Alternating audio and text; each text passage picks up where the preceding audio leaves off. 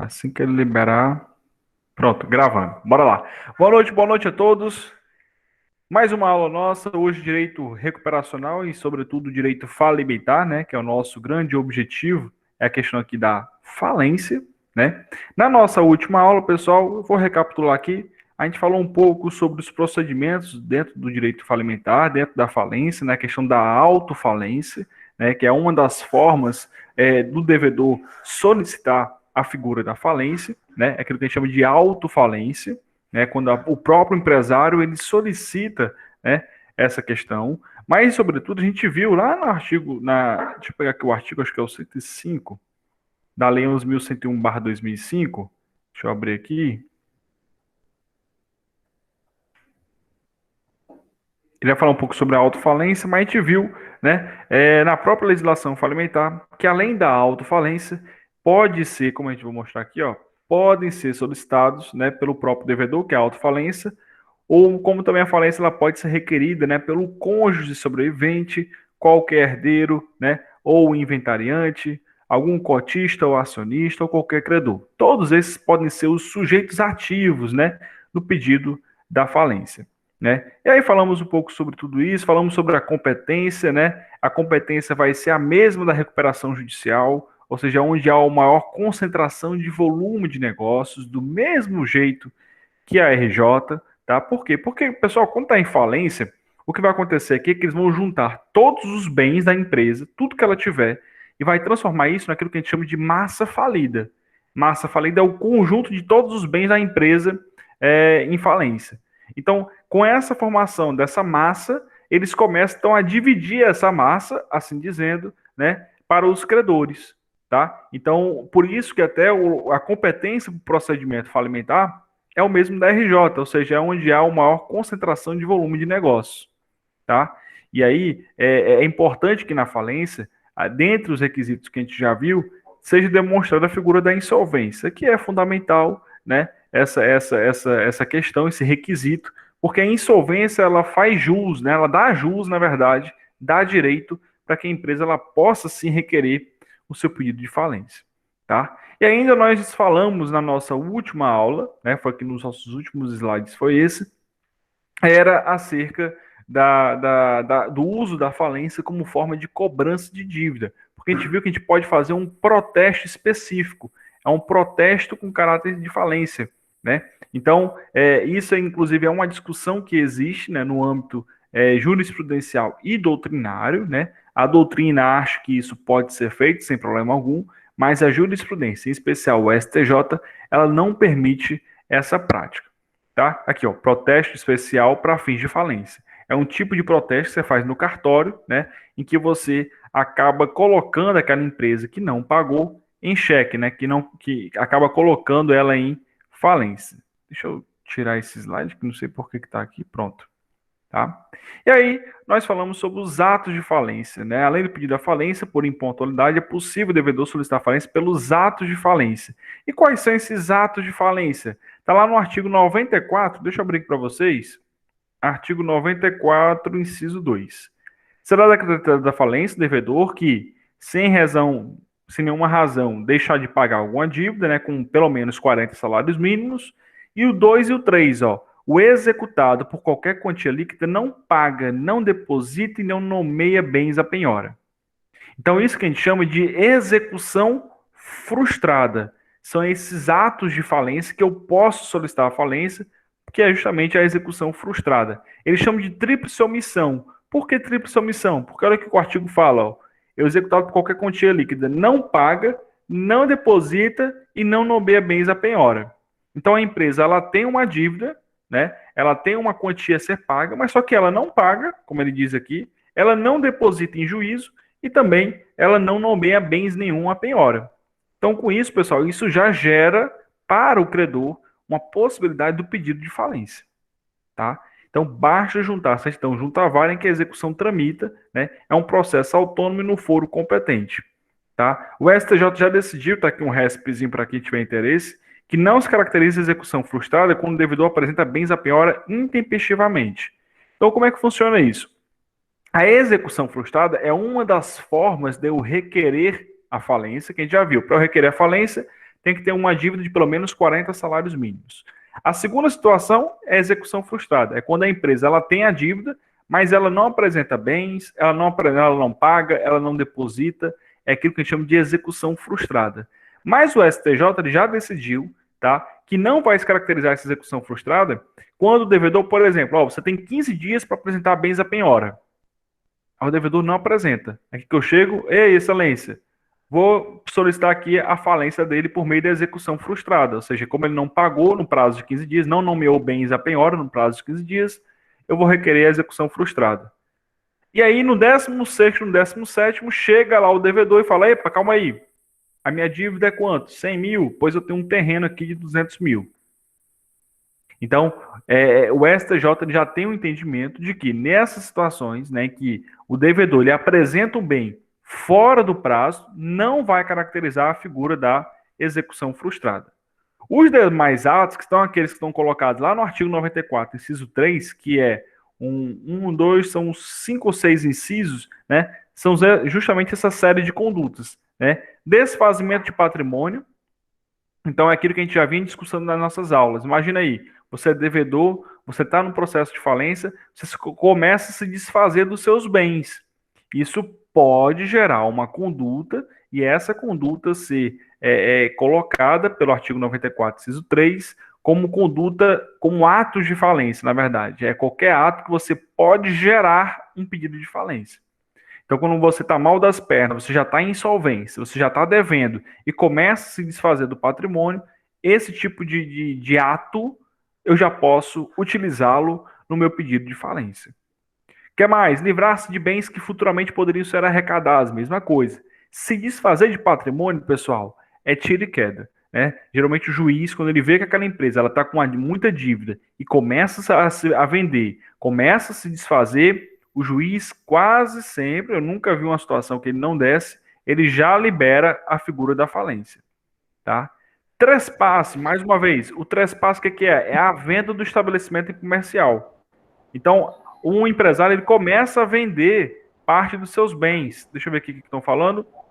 Oi, manda lá. Alguma dúvida? Acho que. Deixa eu ver se alguém levantou. Márcio, é só uma pergunta. William. Manda, cara, na hora. Se o patrimônio ele esgotar, você deve mais, a empresa deve mais do que. Cara. Aí como é que fica os credores com relação a isso? É sorteio? Como é isso? Porque alguém vai deixar de receber. Pronto, exatamente, cara. Vamos lá, vamos supor que a dívida da empresa seja, sei lá, R$1 milhão. Mas você vai pegar todo o patrimônio da empresa, dá 100 mil. Vixe, professor, ainda falta aí 900 mil. E agora? Cara, aí tem duas situações, né? Uma situação é você verificar se houve má fé dos sócios, né? Ou seja, se eles sabiam que a empresa estava já ruim das pernas, e aí eles começaram a se desfazer do patrimônio, se eles começaram a vender parte dele, né? Se isso for caracterizado, a gente pode buscar, eu, credor, eu posso buscar a figura da desconsideração da personalidade jurídica. E aí ir para cima do patrimônio dos sócios. Isso pode ser interessante, se o sócio tiver patrimônio, né? Mas se porventura não tiver isso, os sócios agiram da forma correta, tudo direitinho.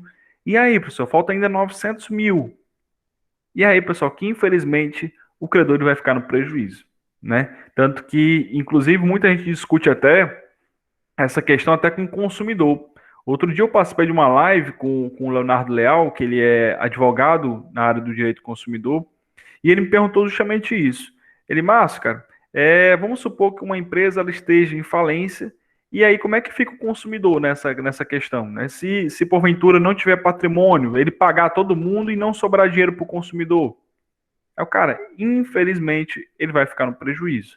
Não tem como, porque se eu somar todo o patrimônio da empresa, né? E aí ele não conseguir honrar, não tem o que fazer, né? Não tem mais o que fazer. A gente já esgotou, já vendeu tudo que a empresa tinha.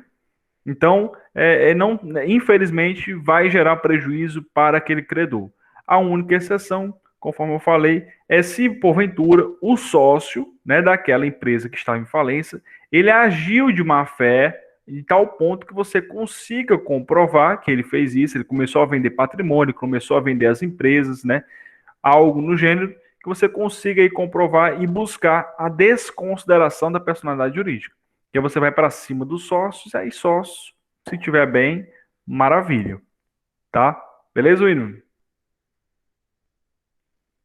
Show, Marcos, beleza. Essa dúvida é muito comum, né? O pessoal sempre pergunta, professor, beleza, a empresa está em falência, e aí? Se juntar tudo e não conseguir pagar? E aí que, infelizmente, cara, não tem o que fazer, né? Mas é o que eu estou lhe dizendo. Geralmente, quando chega nesse patamar, tipo, a gente tinha uma dívida de 1 milhão e o patrimônio só era de 100 mil, você consegue ver uma certa má-fé do sócio. Então, você consegue, por meio da desconsideração, chegar no patrimônio do sócio. Dificilmente o sócio agiu tudo direitinho numa dívida assim tão grande, né? Então, geralmente há como chegar no patrimônio dele, tá? Mas, via de regra, se não tiver o dinheiro, se a empresa não tiver dinheiro, juntar tudo e não pagar, vai ficar no prejuízo, né? Recentemente ainda, só para curiosidade, a gente tem aquele famoso Banco Oboé, né? O Banco Oboé, hoje ele é uma massa falida, né? E volta e meia tem ainda, não sei se vocês já viram, leilão de quadros, porque eles tinham, parece, exposições de arte, né?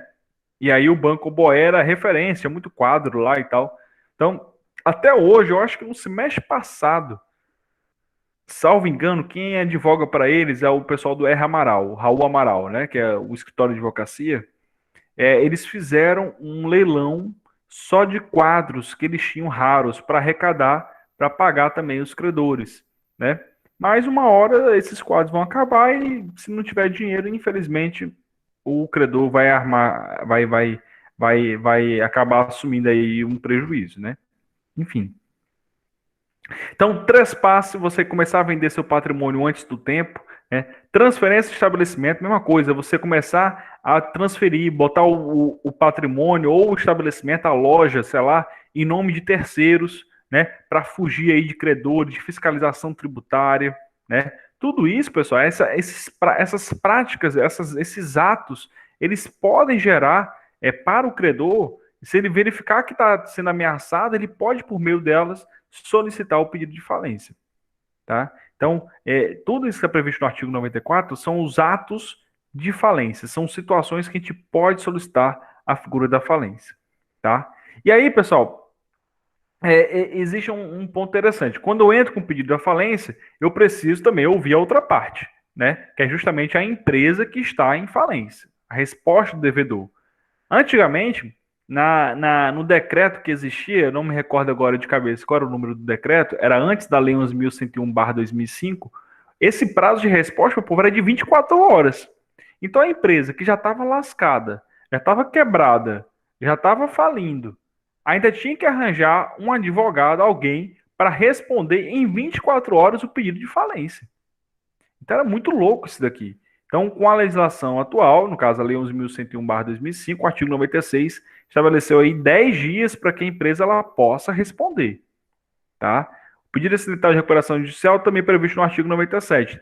É possível também, no meio do procedimento falimentar, se porventura você verificar que aquela empresa ela pode ter uma via ainda de sobrevivência, você pode pedir de maneira incidental a recuperação judicial, tá? Então, por exemplo, a empresa entrou em recuperação judicial, tá mal das pernas, foi para falência, mas sei lá pelas tantas descobriram sei lá, um, a empresa, sei lá, descobriram uma mina de petróleo, sei lá, no terreno dela. Então a empresa ficou muito rica a ponto de pagar os credores e aí eu posso voltar para a recuperação judicial, tá? Isso é uma situação bem difícil, mas, né, pode acontecer, né? Isso aqui a gente tem que tratar de tudo com vocês. Então, existe essa figura do pedido incidental da recuperação judicial. Eu posso pedir que o caminho volte para a RJ se porventura a empresa tiver um resultado positivo, tá? Depósito elisivo da falência. O que é isso? Nesse prazo de resposta, pessoal, quando eu ingresso, então, com pedido de falência, abre o prazo para que a empresa ela se manifeste, né? 10 dias, que nem a gente falou, tá? Nesse prazo de resposta, a empresa ela pode até assumir o valor da dívida. Então, por exemplo, eu entro com pedido de falência porque a Uninasal está devendo aí, sei lá, 40 milhões de reais. Vou chutar aqui. Então, eu vou entrar com pedido de falência da Uninasal. A Uninasal é intimada, né? Justamente falando sobre esse pedido da falência, e ela tem 10 dias para apresentar a defesa. O que a Uninasal faz? Ah, estou devendo 40 milhões? Estou. Então, pronto, vou depositar em juízo os 40 milhões. É isso que a gente chama de depósito elisivo da falência. Ou seja, é quanto a devedora, ela deposita em juízo aquilo que ela estava devendo. E aí, pessoal, no pagamento em juízo para ele de falência, são devidos correção monetária, juros e honorários, né? E devedor terá certeza absoluta de que a falência não será decretada. Lógico, se ele pagou a dívida, não tem por que decretar a falência.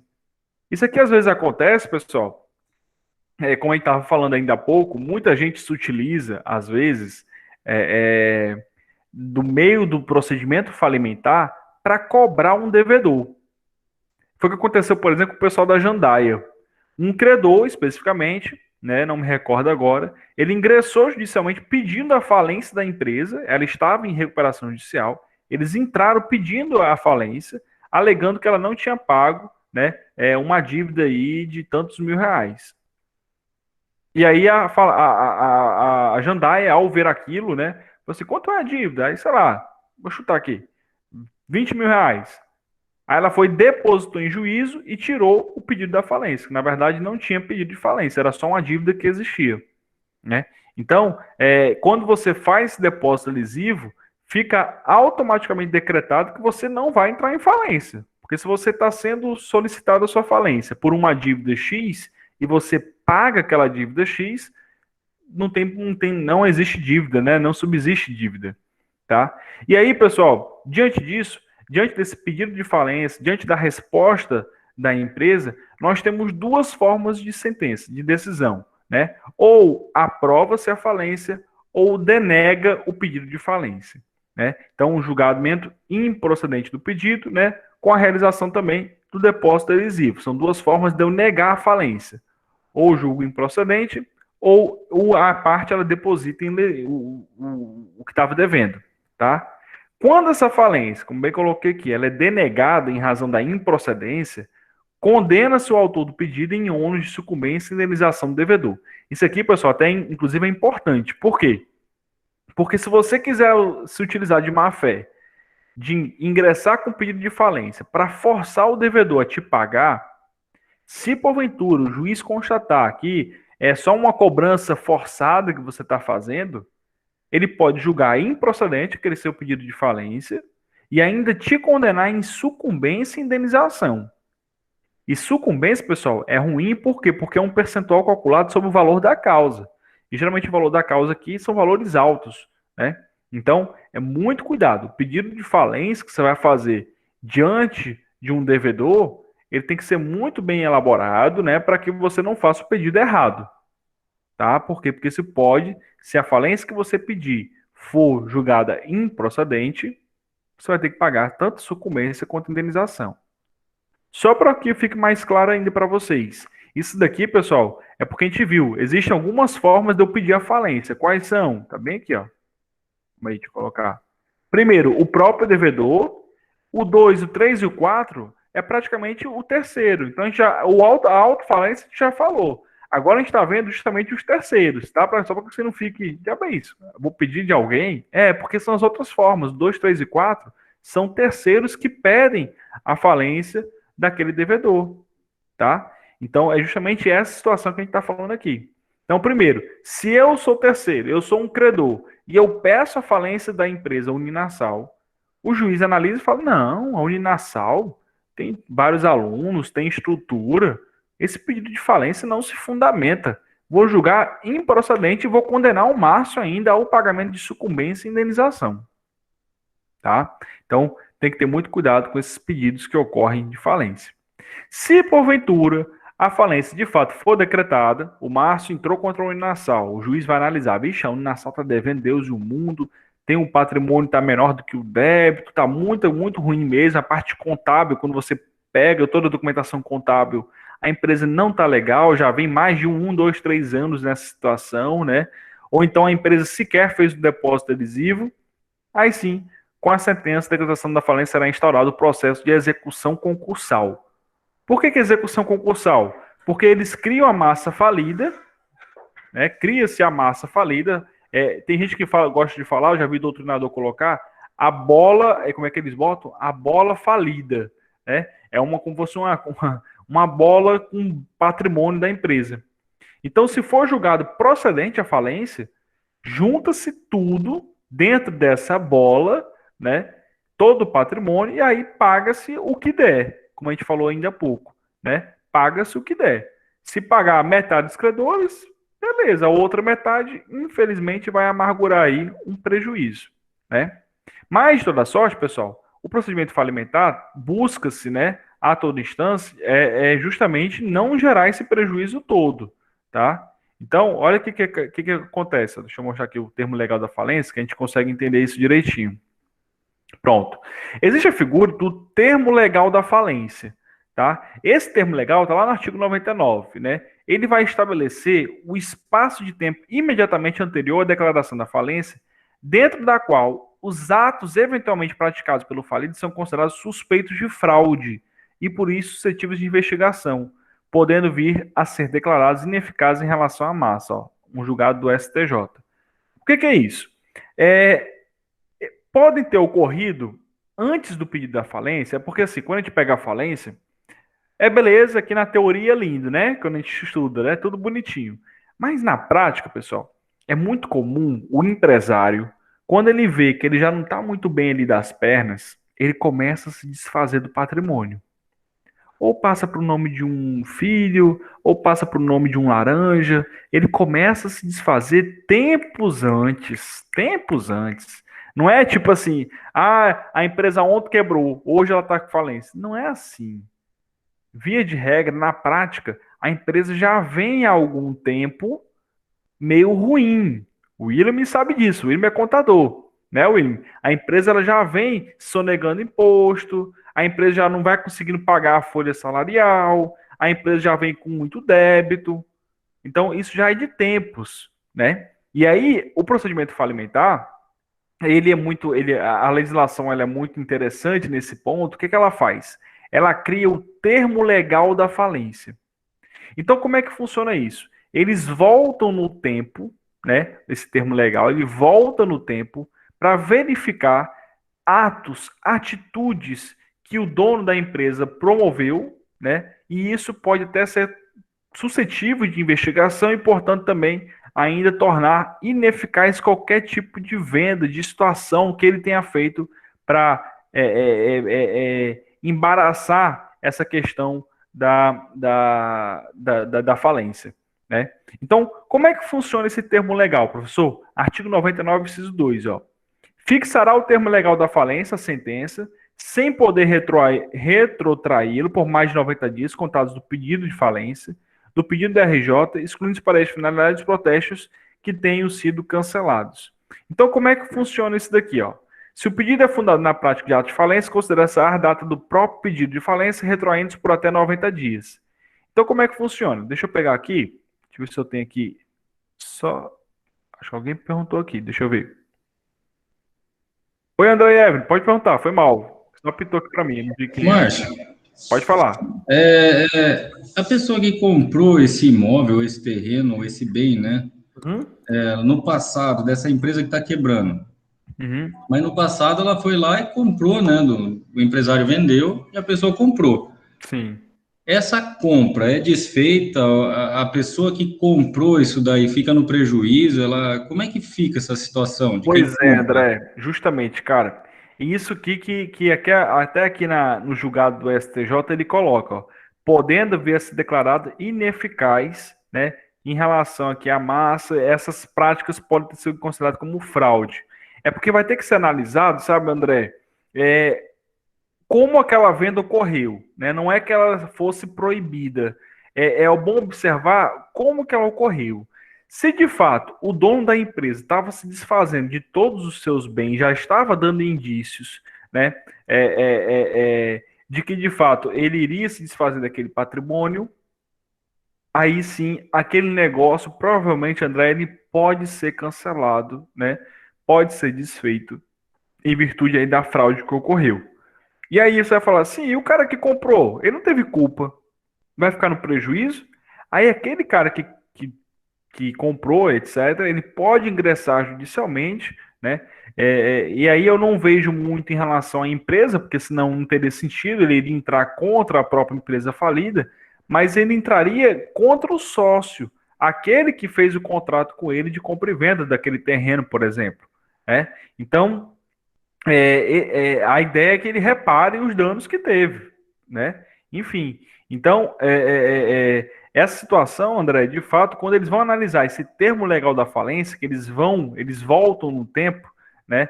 E aí, como é que funciona? Eles pegam, só para a gente poder entender, ó, tem a sentença, né? Que eu dei até um exemplo. A sentença foi 8 de maio de 2020, né? Aí eles veem quando foi o primeiro protesto pela falta de pagamento.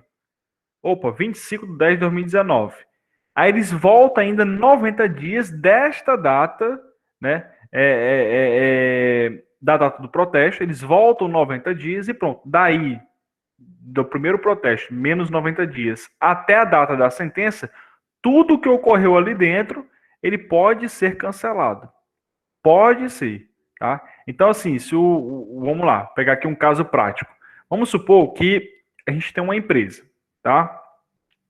Eu tenho uma empresa e aí, há 3 anos atrás, eu vendi para o André um terreno. Beleza, show de bola. 3 anos se passou, né? Hoje, maio de 2021, a minha empresa é decretada a falência. Foi decretada a falência. E aí, hoje, 18 de maio de 2021, tá? Foram verificar quando foi o primeiro protesto. O primeiro, por falta de pagamento. E aí foram puxar lá no tempo. Foi em, sei lá, janeiro de 2020. Volta-se 90 dias, ou seja, janeiro, aí em dezembro, novembro, outubro, né? Outubro de 2019 até 18 de maio de 2021, que é hoje, todo tipo de ato que eu fiz pode ser cancelado, porque está sob investigação. Aquele terreno que eu vendi para o André há 3 anos atrás, não teve problema algum, tá? Não vai entrar aqui no bolo.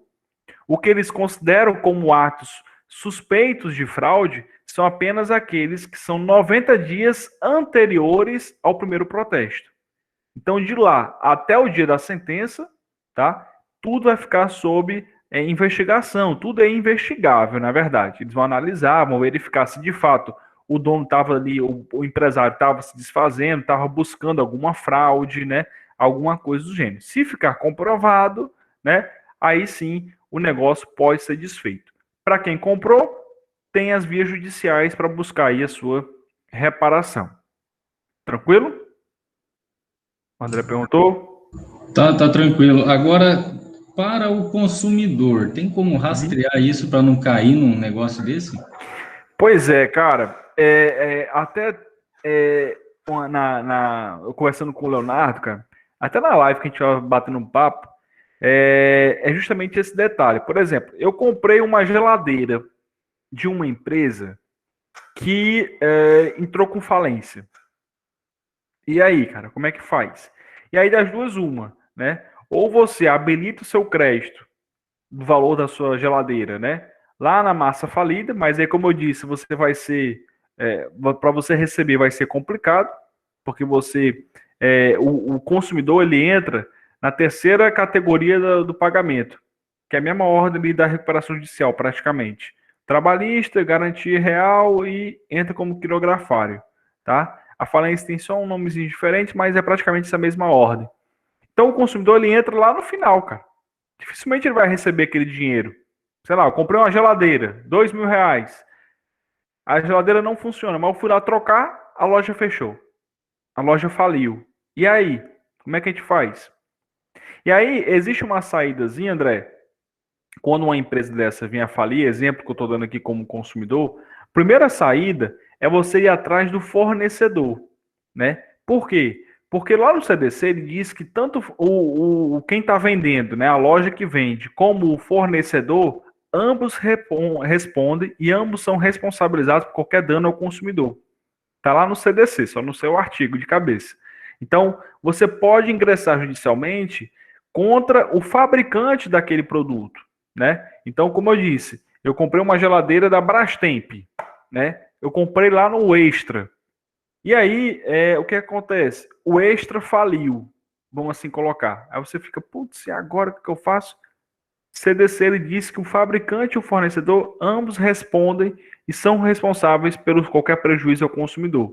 Então, envolvendo um direito do consumidor, André, eu posso ingressar judicialmente contra a figura aí do fabricante. É uma saída. Por quê? Porque o fornecedor tá lascado, tá na massa falida, não vou receber nunca desse cara. Então, eu posso buscar por meio do fabricante. É uma saída. Segunda saída que nós temos como consumidor para a gente ter os nossos direitos aí em relação à falência, né? De fato, você habilitar o seu crédito, né, num pedido de falência, mas, como eu disse, dificilmente você vai ter seu retorno nesse sentido, tá? E aí, a Gleice até colocou, artigo 18 do CDC, né?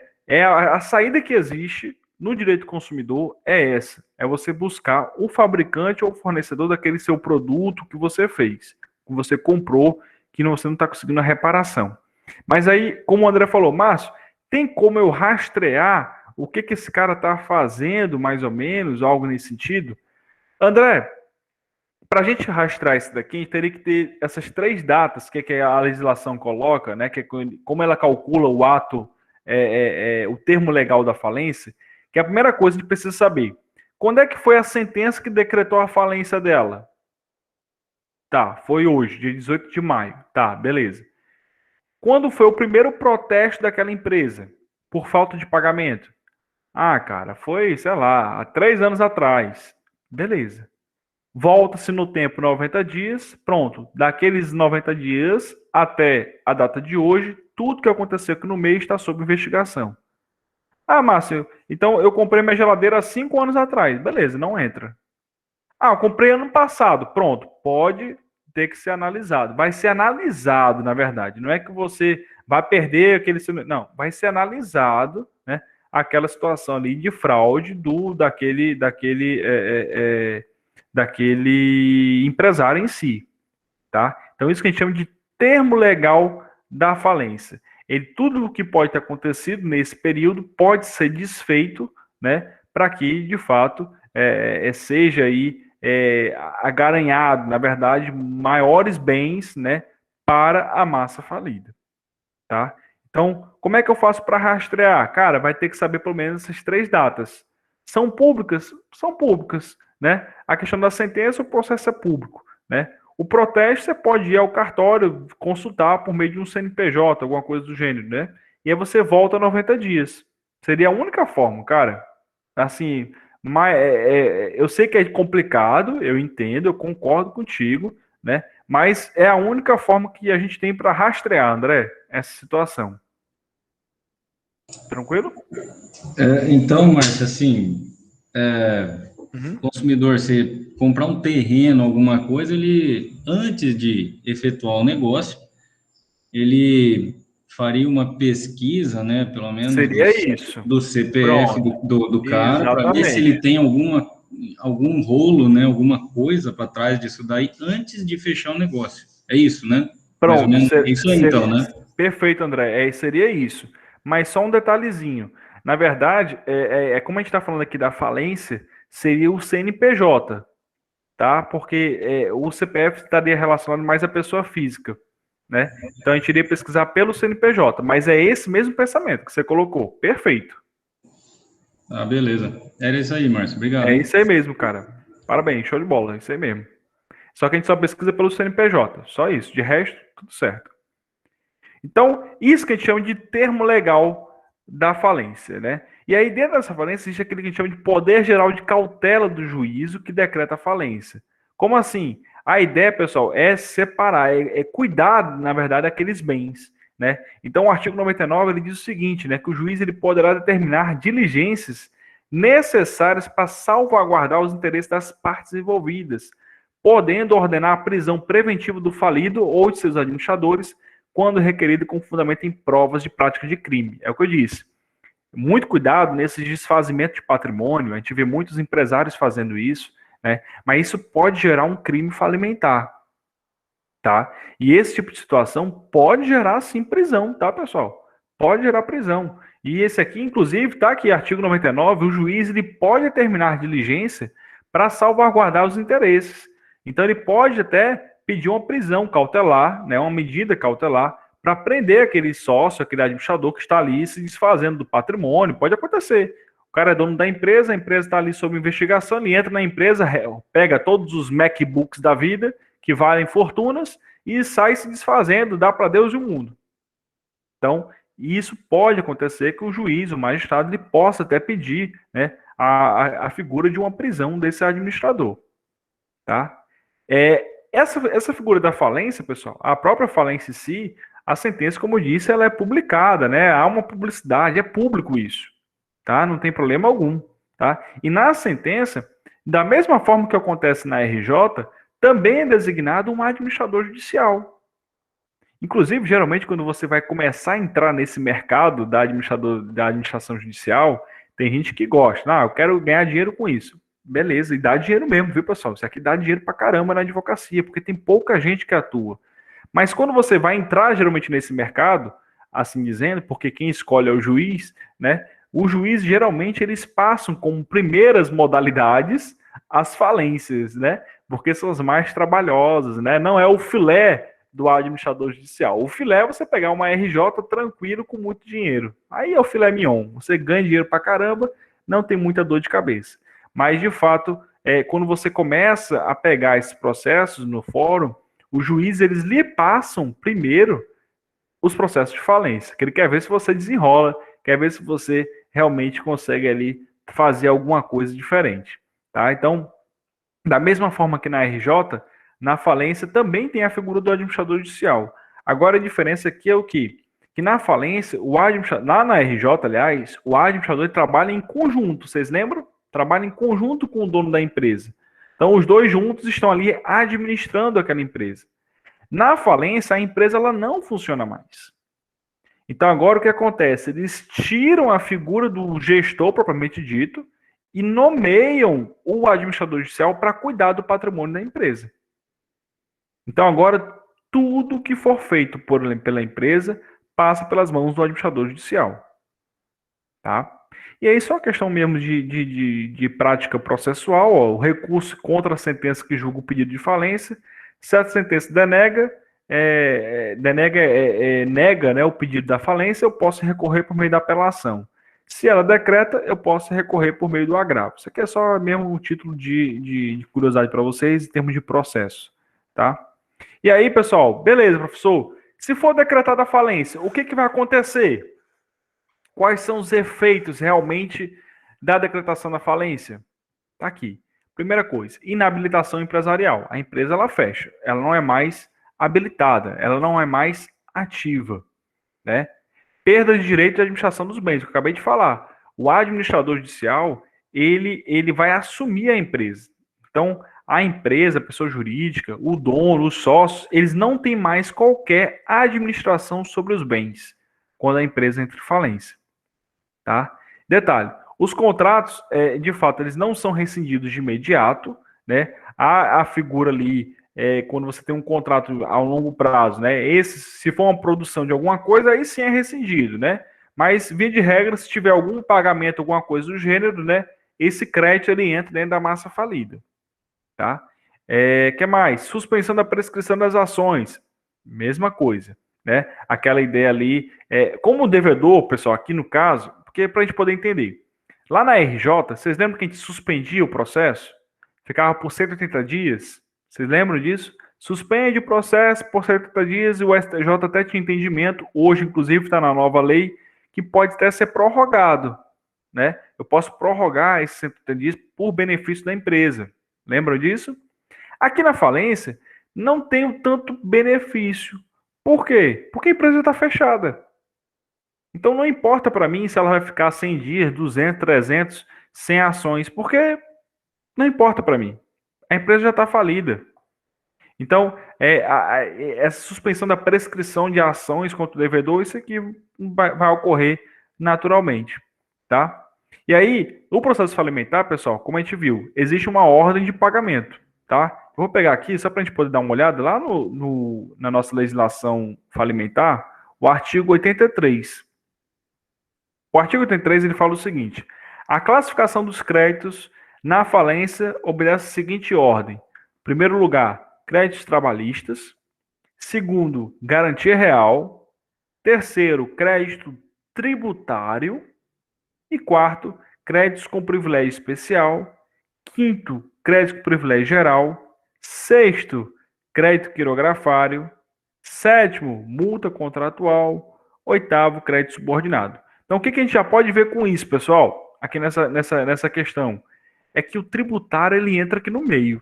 Isso aqui é interessante, ó.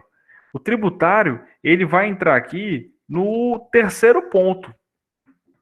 Isso aqui, inclusive, é muito questionado, né, pela doutrina, porque tem a galera que acha que isso aqui é um absurdo, né?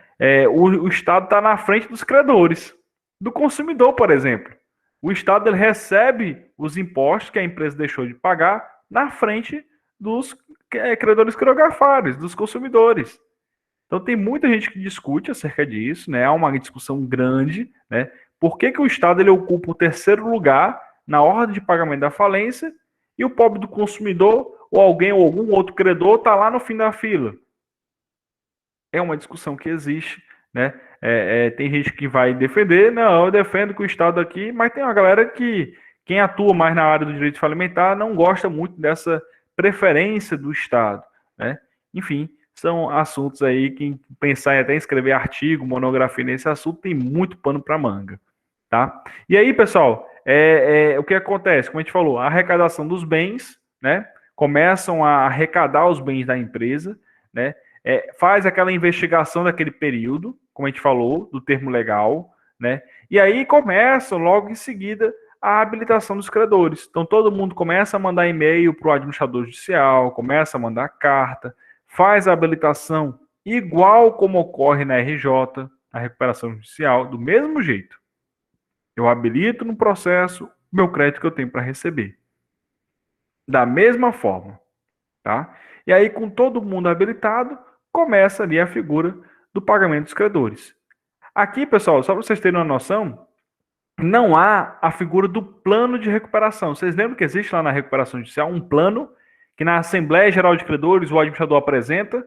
Porque lá ele tem um plano de viabilidade. Ele mostra, pessoal, ó, a empresa está ruim, né? Estamos em recuperação judicial, mas a tendência é que há 2, 3 meses a gente ganha uma licitação, a gente vai ganhar dinheiro aqui, vamos fornecer produto para lá, para cá, e a gente vai ganhar dinheiro, então daqui a 1 ano eu consigo pagar vocês. Ou seja, é um plano de recuperação.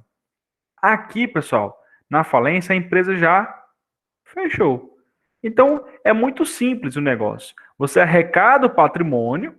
O que essa pessoa tem de patrimônio? Pronto, tá aqui, R$1 milhão. Pronto, beleza. Vai ter plano? Não. Agora é pagamento. Vai direto para o pagamento. Né? Não há a figura de um plano, mas discutir em assembleia. Não, meu amigo, o dinheiro é esse e tem que pagar esse. Tem uma ordem de pagamento, então bora. Né? Então, é isso que funciona na falência. A falência é um procedimento mais direto, né? Assim falando. E aí, se porventura pagar todo mundo, extingue aí a figura do falido, né? A falência chega a seu fim, tá? Se ela conseguir pagar todo mundo. Também, se o pagamento, depois de realizar todo o ativo de mais 50% dos créditos sendo facultado ao falido, depósito na quantia necessária para atingir essa porcentagem, se para tanto não baixou a integral liquidação do ativo, né? Isso aqui é interessante. A falência ela também se extingue, né? Extingue, na verdade, as obrigações do falido, né? Com o pagamento, mesmo que realizado todo o ativo de mais 50%. Também é mais uma forma de extinção da figura da falência. A figura do prazo de 5 anos. Se decorrer mais de 5 anos, contado do encerramento da falência, se o falido não tiver sido condenado por prática de crime, ou o decurso de prazo de 10 anos, contado do encerramento da falência, se o falido tivesse sido condenado por prática de crime. Ou seja, se a falência terminar hoje, beleza, acabou o processo e tal, acabou o procedimento da falência, né? E aí passaram aí 5 anos, e ela não pagou todo mundo. E aí encerra-se o pedido da falência. Encerra-se o procedimento falimentar. Porque se entende que se demorou 5 anos e ninguém conseguiu receber mais nada, não adianta ficar um processo em aberto na justiça. Esse processo vai ser arquivado. Vai acabar ali a obrigação do falido. Porque o processo da falência acabou. Já somaram toda a massa falida, já pagaram todo mundo, e já faz 1 ano, 2 anos, 3 anos, 4 anos, 5 anos sem nada de dinheiro. Faz naturalmente. Aqui não tem muito, pessoal. Entenda, a falência, para você conseguir até entender, a empresa fechou. Não tem mais para onde a gente correr, né? Então não tem por que eu ficar com o processo em aberto se não entra dinheiro mais no caixa, né? Então, deixa eu ver aqui a pergunta. Oi, diga lá. Quem foi que perguntou aqui? Eu não vi aqui. Massa, é o William, tudo Oi, bom? William, manda lá, cara.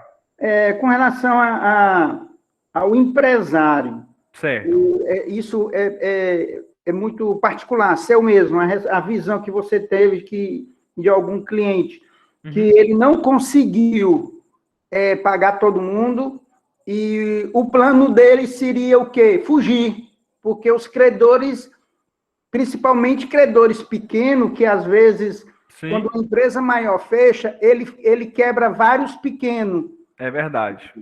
Me conta, quando você puder, conta histórias sobre esses empresários que, às vezes, quebra muito pequeno, que eu vi já muitos acontecer de adoecer, passar mal, e muita coisa aconteceram que mexe com toda a família, não é isso? Cara, é verdade, isso é complicado, sabe? Eu tive uma vez um cliente, ela era uma empresa de segurança, e eles tinham um histórico já de não pagar verba trabalhista, né? E era natural. Todo mês a gente tinha uma audiência, praticamente. Todo santo mês tinha uma audiência trabalhista. Porque eles não pagavam. Eles diziam assim, não, eu vou te demitir, eu vou te pagar só teu salário. Aí, sim, meu 13º, e não sei o quê, não pagavam. Não, vai para a justiça. Sempre era assim, né? E aí esse bolo foi 1, 2, 3, 4, 15, 20, 30. Uma época, quando uma vez eu fui uma reunião, tinha mais de 50 processos trabalhistas, né? Então era muita demanda muito alta, a ponto que a empresa começou a não conseguir mais honrar com os acordos trabalhistas. E o acordo trabalhista, se você não honrar, ele gera multa de 100%. Então, por exemplo, eu fiz um acordo com o William, lá no X Trabalhista. Falei, William, vou te pagar aqui 10 mil reais parcelado em 10 de mil. Aí o William, beleza, concordo, aceito. A primeira eu pago, a segunda eu pago, a terceira eu não pago. Aqueles 10 mil viram 20 mil. Então, é uma bola de neve do caramba, né? Então, eu lembro que essa empresa específica, ela chegou a um ponto que ela não tinha mais o que fazer. Ela, cara, eu tô com 50 processos, não consigo mais pagar ninguém e tá só dobrando, só dobrando, só dobrando, só dobrando e, enfim, né? Gerou aí toda essa ineficiência. Então ele falou, cara, só não resta aqui, de fato, o pedido da falência. E eu lembro que na época, né, desse caso especificamente, o dono da empresa, a situação estava tão assim, ele falou assim, cara, eu tenho medo de chegar no meu patrimônio. Eu tô morrendo de medo disso. Eu falei, rapaz, mas de fato, né, tu fez merda aqui, né? Ele, não, mas eu quero proteger e tal, e eu quero, na verdade... Aí o que a gente começou a fazer, né? A gente começou a tirar muita coisa do nome dele, né? E também dissociar dele, principalmente porque ele botava muita coisa, na verdade, no nome da mulher. Muita coisa não era no nome dele, já. Então, o que a gente começou a fazer? O que eu pensei? Eu falei assim, cara, já que muita coisa sua tá no nome da sua mulher, vamos ter que fazer o divórcio. Então a gente fez um divórcio, foi uma saída que nós tivemos. A gente fez um divórcio fictício, né? Foi mesmo. Fizemos um divórcio fictício, tu acredita? A pessoa morava junto, casado, normal. Só que para salvar o patrimônio que ele botava no nome da mulher, a gente teve que buscar a via do divórcio fictício. Mas, rapaz... Então, a gente entrou com processo, cara. Foi engraçado. A gente entrou com processo de divórcio, né? Para que houvesse a separação do marido e da mulher, né? Os bens, ele falou, não, fique nos... Só que é arriscado, né? Mas isso daí. Por quê? Porque se a mulher quiser dar um pé na bunda dele, macho, Leva tudo. tá com todo o patrimônio com ela, né? Assim, eu falei, macho, tem duas vias, né? Ou você vai botar teu patrimônio em risco, ou a gente vai pra cá. Tu confia na tua esposa? Ele, rapaz, eu confio. Então, bora. A gente faz a separação, vai ficar os bens no nome dela, você tira o seu da reta, porque lá na falência o pessoal vai te executar, vai chegar nos teus bens e não vai ter nada. Porque tudo teu tá com a sua esposa, que na verdade sua ex-mulher. Então, foi o caminho que a gente encontrou na época, né? Para tentar aí proteger, né, a figura do patrimônio dele, né? Mas, de fato, como você bem colocou, cara, é muita confiança, como o Marcos bem disse, muita, porque assim, uma mulher dessa, se ela quisesse, rapaz, beleza, botou tudo no meu nome, botei, agora eu não te quero mais. Aí lascava, né, o homem. Então, eu lembro, nunca me esqueci desse caso, porque ele falou, não, eu topo tudo. Eu me divorci da minha esposa, ele ainda frescava na reunião com a mulher tava lá, né? Aí ainda frescava. Ei, eu nem sou mais teu marido, e não sei o quê, não sei o que, ficava frescando assim no meio da reunião, sabe? Mas, de fato, William, como você bem colocou, essas empresas, quando elas entram em falência, o problema não são os maiores credores, né? Porque a gente sabe que ainda recebe alguma coisa, que estão ali em cima, né? Ali na ordem de pagamento. Mas o problema são aqueles últimos credores, como você bem colocou, que são as micros e pequenas empresas. Isso. Né? Então, aquele cara que fica na ponta, ele não recebe mais o dinheiro, né? Eu tinha uma vez lá no escritório, não era um processo de recuperação nem de falência, mas a gente estava pegando uma área tributária, parece que era em Senador Pompeu, né? Parece que o negócio lá é quente, o negócio tributário. E aí em Senador Pompeu, cara, tinha uma empresa que tinha falido, né? E aí o cliente nosso que chegou no escritório, que chegou por tributário, mas depois trouxe uma demanda empresarial assim falando, o cara teve até, ele ficou tão nervoso que o débito era muito alto, cara. Era tipo assim, 100, 200 mil reais que estava devendo e não pagou, lembra, ao cliente. E eu lembro que ele teve até, ficou nervoso do coração, e teve algumas situações como essa, né? Então, de fato, a falência, esses procedimentos falimentares, a recuperação judicial também tem isso, mas é bem menos, a falência é mais. Com certeza. Ela traz N prejuízos, né? Para toda a cadeia, né? De fato. Então, tem essas histórias mesmo, Ilme, que a gente vivencia aí na prática da advocacia, né, com esses assuntos, cara. É verdade. Mas muito bem colocado, show de bola. Valeu, show mesmo. Show. Deixa eu ver aqui, a Gleice. Professor, quando uma empresa passar 7 meses e fechar, mas não tem condições de pagar o funcionário e não tem bem, como fica? Pois é, Gleice. Nesse caso, é o que eu estou falando. Pode vir, já que ela não tem bem nenhum, não tem nada, né? E a empresa abriu e fechou. Cara, nesse caso, como existe aí verba trabalhista, a gente consegue, pela Justiça do Trabalho, né, atingir o patrimônio dos sócios. Isso é bem facinho, né? Então, o caminho seria aí Justiça do Trabalho, né? Porque a verba trabalhista ela é verba alimentar. Então, ela é mais fácil de ser alcançada aí o patrimônio dos sócios. Ainda mais na Justiça Trabalhista. Não tenha nem dúvida que é bem fácil de chegar ao patrimônio dos sócios. Tem hora de conta, isso aí, eles vão atrás, né? Essa empresa já está com 8 anos que fechou, continua. Calma aí, essa empresa já está com 8 anos que fechou, continua o processo. Gleice, já faz 8 anos que ela encerrou as atividades, é isso? Só para poder entender. Esse é um exemplo que está trazendo ou é um caso real mesmo? Deixa eu ver o que a Gleice vai colocar. Mas se for caso real mesmo, 8 anos que está com processo de falência, é isso? Caso real. E ela já chegou a ingressar com algum pedido de falência ou, tipo, fechou só as portas e sumiu? Deixa eu ver o que ela vai colocar. Não pediu falência, né? Bom, esse caso aí ela fechou de maneira irregular, né? Então, Gleice, teria que dar uma olhada, na verdade, porque assim, se a pessoa também não entrou na justiça trabalhista, 8 anos já faz muito tempo, né? Porque você tem a prescrição bienal na justiça trabalhista. Então, quando você é demitido, você tem 2 anos para entrar na justiça, pedindo os últimos 5. Sempre é assim. Ah, eu trabalhei 20 anos na empresa. Não tem problema, você vai ter direito só aos últimos 5 anos. Né? Que é o que a gente chama de prescrição quinquenal. É bienal, quinquenal. Bienal, 2 anos para entrar na justiça e quinquenal para pedir os últimos 5 anos. Então, sempre é assim na justiça trabalhista. Nesse caso, Gleice, teria que dar uma olhada, porque eu acho que 8 anos já faz muito tempo. Esse outro caso aí dos 7 meses é mais fácil. Né? Uma empresa que estava aberta por 7 meses, fechou, né? Não pagou o funcionário, e aí? Não tem bem, mas você é na justiça trabalhista, meu amigo, você vai para cima do sócio. Bem facinho. Bem facinho mesmo. Agora, essa outra com 8 anos já que fechou, e pelo jeito fechou de maneira irregular, aí é um caminho mais complicado. Porque eu acho que também ninguém entrou na justiça, né, dos trabalhadores, teria que dar uma olhada. Tá? Bom, pessoal, então voltando aqui para o nosso slide. Que mais? Então, decurso de 5 anos, né, naturalmente, e 10 anos se houver crime aí, prática de crime no procedimento falimentar. Então, pessoal, isso aqui, deixa eu aqui fechar aqui a apresentação.